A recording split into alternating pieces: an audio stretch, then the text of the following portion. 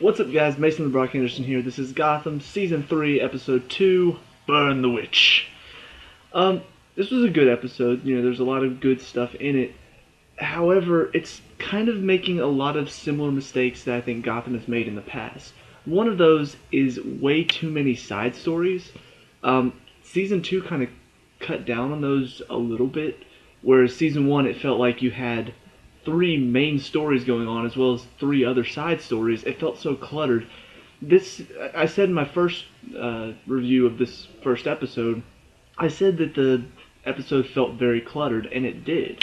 There's a lot of side stories they're setting up, but I'm thinking, okay, some of them will play into the main story, and then, it will become less cluttered. But what we ended up getting was the introduction of two more side stories, and nothing really being cut down. Like, there's still so many side stories and two main stories going on. It feels very, very cluttered right now. I mean, the two main stories, you got Bruce dealing with his company and the people behind Indian Hill, and then you've got the Fish Mooney storyline with Jim trying to track her down, Penguin trying to track her down, the GCPD trying to track her down. Those are the two main storylines, and then on top of that, you've got Jim and Lee not hooking up. You've got Selena working for Fish. You've got Fish trying to get Strange through Peabody. You've got the GCPD and Jim not together anymore. You've got Lucius now working at the GCPD. You've got I don't know, other stuff with Barbara and Tabitha and Butch and all of these little side stories that just clutter the episodes so much. We got two more side stories introduced in this one because Ivy, which I really hope this isn't how she gets her powers, because it seems like, obviously she had her obsessions with plants already, but I do kind of find it interesting that, Marv, the guy that could turn people old, he did grab onto her arm last episode. I'm like, is that going to do anything? Well, she gets out of the water, and now she's like, a young woman, like 25 years old now. That's interesting, but because it's added on to already a cluttered season so far, it feels needless at the moment. Like, she ends up killing a guy at the end of the episode because he was mistreating his plants. So you kind of see where Poison Ivy is already in her, like the psychotic part of it, where she loves plants and stuff. I hope this doesn't have anything to do with why she can control plants. Hopefully that comes much, much later, like closer to when Bruce is about to become Batman. But yeah, it's interesting. It's kind of like, okay, so now she's old. I don't know what that means, but okay, whatever. And then the other side story that they added in was now we've got a freaking love triangle, because that always goes well whenever you put it inside of a drama. You're trying to have drama, and love triangles always work, right? Right? It always works. Never goes completely wrong and frustrating. Never. I'm not looking forward to this, because you end up having Jim hooking up with Valerie at the end, and Lee gets off the train in Gotham. What timing? Who knows what happened? I'm assuming we'll find out later. I don't know what's going to happen. I don't know what's going on, but pretty much it looks like they're setting up a love triangle between Jim and then Lee and what's-her-face, Valerie. I'm not looking forward to that at all. Like, that is going to be probably the worst part of this season. I hope it just gets cut off before it even starts, because I could not put up with that at all. It's going to be very frustrating to sit through. So those are the frustrating parts. There are a few other moments, like whenever Valerie's talking to Jim at the end of the episode and she knows everything that happened. Oh, you made a deal with Fish, and then you made a deal with Penguin that he can have Fish all to himself, and all that stuff. She knew way too much. It's like they're trying to make her an important character, and I don't want to see her made an important character. We already have a ton of great characters. She is not one that I particularly like right now. She's just one. She's one of those people that you feel like she should have good intentions, maybe doing bad things with good intentions, But as I'm watching her, last episode and this episode, I feel like she has bad intentions. Like she's smiling evilly whenever bad stuff is happening to the police. I'm like, and it's not even really a smile. It's more like a smirk. And I don't understand that. Like, are you a good person or are you just a despicable person? And they're trying to. It feels like they're trying to make her out to be a good person. So whenever she and Jim hook up, it's like, oh, this is good. But it doesn't feel good at all. It feels wrong. First of all, it feels wrong for Jim because it feels like he's doing this just out of the loss of Lee. But it also just feels wrong as far as the story goes. Like, it doesn't feel like it should be happening because they don't fit together. Like Jim, yeah, he's kind of become a bounty hunter now, so he's not exactly working with the law, but she's not a good person. Jim, deep down, he's a good person. We know that. We've seen that in the past. Even though he has this side of him that's dark and, will do what it takes to get the job done, he's doing it for a good reason. She feels like she's doing stuff for bad reasons. It's for her own personal gain. It's for her to get the scoop. That's all it is. It has nothing to do with her wanting to do good stuff. So them hooking up feels completely wrong and feel like this show just doesn't understand how to write good relationship stuff. But that was one of those minor things. As always, Fish Mooney herself, I cannot stand listening to her talk and move. Like, everything has to be overemphasized. I'm just like, stop. This is frustrating to watch. It is so damn annoying. Like, I cannot describe how frustrating it is. Every time she's on screen, I'm like, let's go. So that final scene with her and Penguin, of course, while interesting, I didn't like because I want her to be dead now. So anyway, it's kind of harsh to say, but I can't help it. I do not like the way that she acts in the show. The rest of it, though, was good. The start of it was interesting. You've got Bruce waking up with the company that runs Indian Hill.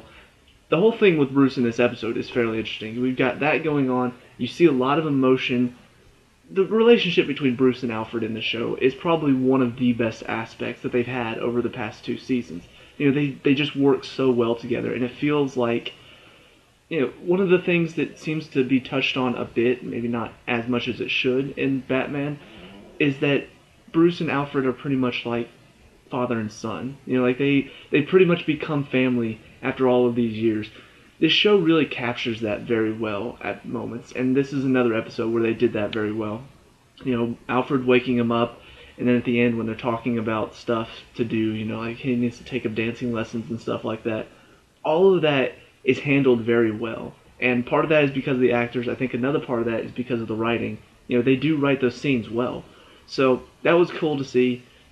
Bruce ends up making a deal with these people about Indian Hill. They're going to relinquish control of Wayne Enterprises as long as he stops investigating them, and he agrees to it because they kind of threaten the people around him as well. So he agrees to that. You can see it affects him emotionally because he feels weak at that point. He feels like he should have been able to do something about it, but because they threatened the people that he loved, it's kind of like he had to say yes, but he didn't want to. They really did capture that emotion very well. And at the end, he and Alfred are talking, and they hear a crash, and they go, and there's Nega Bruce. I said Nega. I just realized that may sound like naked a little bit. It's Nega Bruce, Anti-Bruce, whatever you want to call him. He's standing there, so we're going to get, hopefully, a bit more backstory about how this clone of Bruce was created and why he's there. It's going to be interesting. I hope they handle it well. I hope it's not something completely stupid, but we'll see how it goes. So that was all for the Bruce storyline. The rest of it was pretty much centered around Fish Mooney. Her going after Strange. She kidnaps Harvey to lead him to her. No, lead her to him. And so, that all is going on. Meanwhile, you've got Jim and Valerie, kind of working together. She kind of uses him at first, and then he sort of uses her to, I don't know. Their whole thing is weird right now. I don't understand why they hook up at the end. And on top of all of that, you've got Penguin who wants to get to Fish. So you've got kind of like everybody wants to close in on Fish Mooney and stop her. And ultimately, she does get to Strange using Harvey and then the two um, monsters with her. I still wish they would explain some of these monsters a bit more, because some of them is just like, oh, she can shock him. How? I don't know. Oh, this girl can run really fast. How? I don't know. Oh, this girl's got a mask on her face and is strong. Why? How? I don't know. It's just they didn't really explain much. I feel like obviously, that's part of the point. Like they're just these random monsters that Hugo Strange created, but at the same time, I kind of wish that they would touch on that a bit more, because I think I would connect to what's going on at those moments. Like whenever they're doing this stuff, I'm just like, who cares?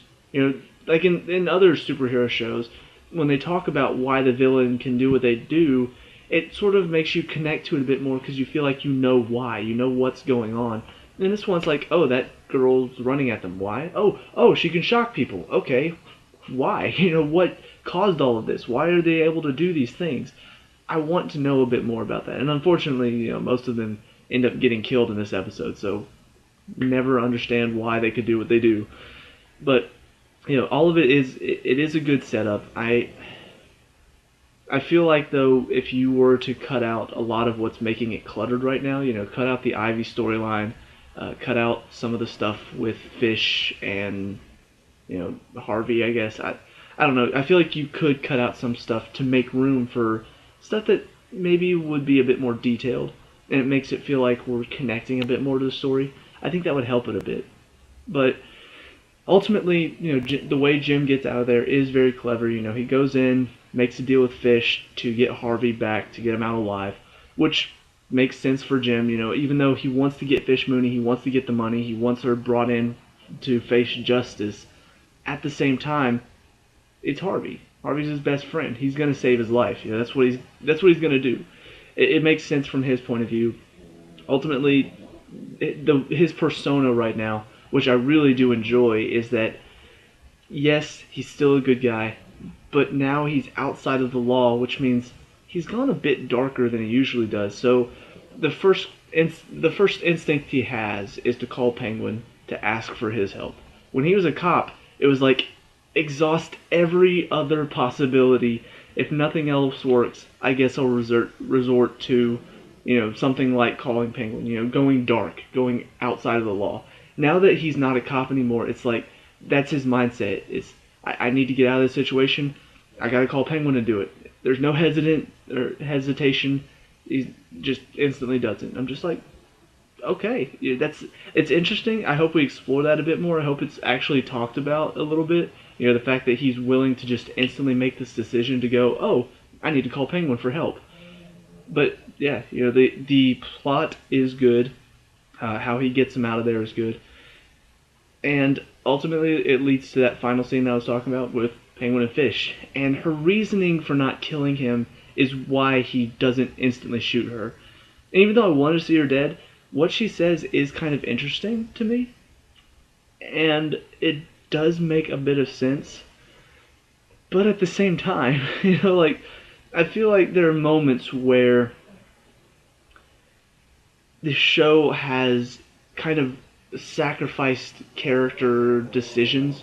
There are moments where characters normally would just instantly make a decision to kill somebody, but they didn't in that moment to keep another character alive. For instance, both of these moments that were being talked about, Fish normally would have seen Penguin, would have known that he's gonna try to kill her.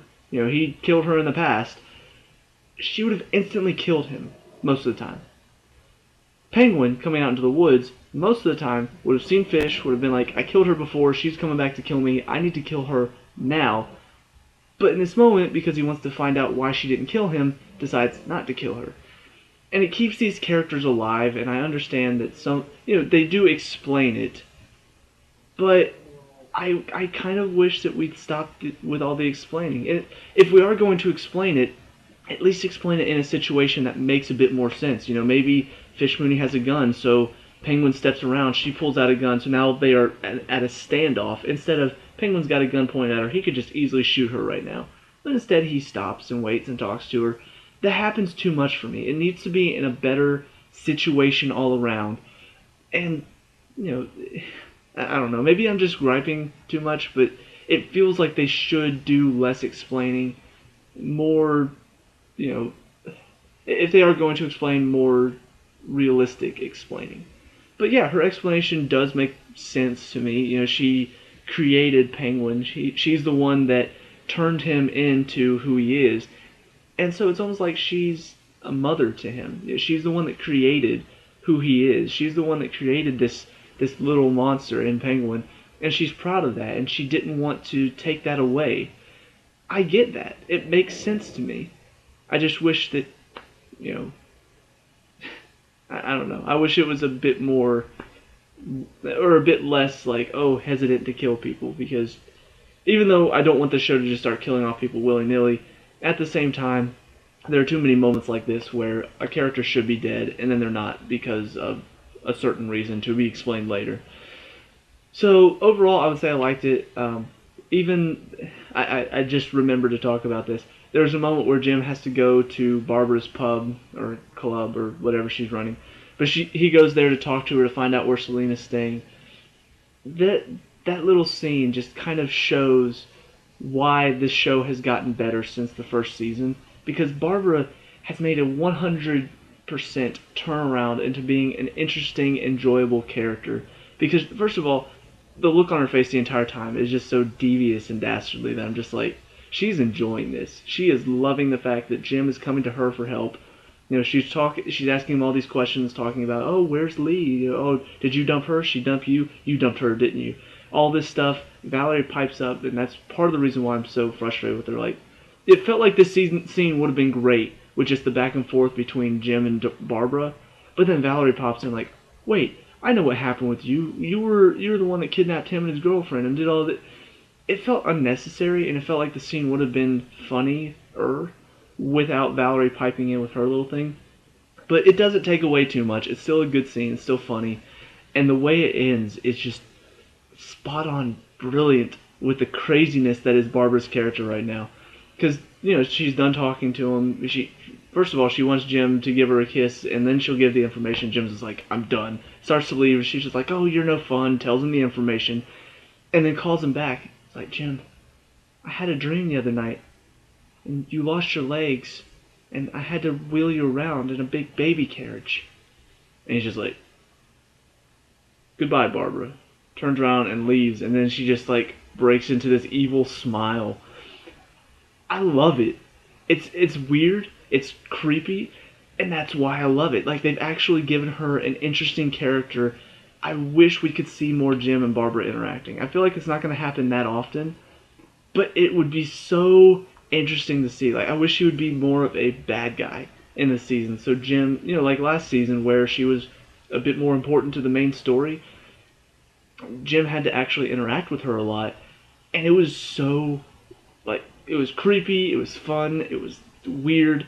I loved it, and I wish they would bring it back a bit more, and this scene shows why I want to see more of that. I want to see more of Jim and Barbara interacting, because Jim is just, he knows how to deal with her, but at the same time she does get under his skin, and she loves the chase. She loves the fact that even though he's not there to see her for anything besides getting information, she loves the fact that he has to come see her for information because she knows how much it bugs him.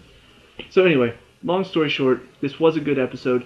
Still too cluttered, still too many side stories. I know about halfway through the season, most of these side stories will probably be gone at this point. But I still feel like for now, it's too much, and it's kind of detracting from the rest of the episode, which is good. And also, Fish Mooney needs to die soon, but that's just me. So anyway, those are my thoughts on this episode. Let me know what you think down in the comment section below. What do you want to see them do in the next few episodes? Let me know. We can talk about it.